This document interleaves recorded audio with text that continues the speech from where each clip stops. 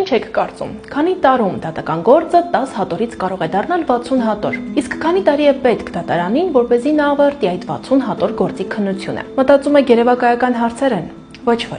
բառ օրինակ, Արտյոմ Ադանալյանի գործը։ Արտյոմը սպանվել է 2014 թվականին, 4 տարի անց 2018-ին 32-ամյա Արթուր Մարտիրոսյանը մեղավոր է ճանաչվել նրա սպանության մեջ, դատապարտվելով 11 տարի ազատազրկման։ Հետագայում վերաքննիչ դատարանը պարզել է, որ գործը խախտումներով է քննվել եւ հետ է ուղարկել նոր քննության։ Այդ նոր քննությունն է, որ 2019 թվականից ձգվում եւ չի վերջանում։ Մտածում եք, գուցե վկաները չեն ներկայանում դատարան կամ ապացույցներ չկան, կամ այնքան կան, որ զնվում եւ չեն վերջանում։ Ոչ եւ էլի ոչ։ Պարզապես 2019 թվականից մինչ օրս գործը Գյումրու դատարանից ուղարկվում է Արտիքի դատարան, Արտիկից Գյումրի, մեկ մի դատավորի է հանձնվում, մեկ ուրիշի։ Արդյունքում արդեն 5-րդ նոր դատավորն էին քննում։ Եվ ուշադրություն, եթե նախկին դատավորները որոշել են քննությունը սկսել ընդհատված տեղից, վկայակոչելով արդարդատության շահը, ապա այժմ գործող դատավոր Հովհաննես Սաֆարյանը որոշել է քննությունը սկսել ամենասկզբից, օրենքի տառին համապատասխան,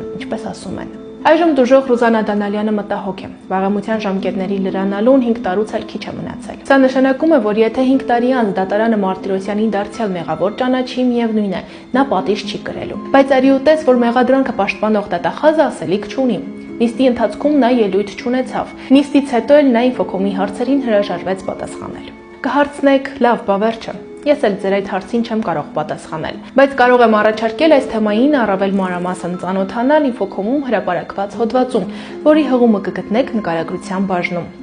Հետևեք, հավանեք եւ տարածեք մեր հրապարակումները, իսկ ես կվերադառնամ այլ հետաքրքիր պատմություններով։ Չմոռանաք Patreon-ի մասին։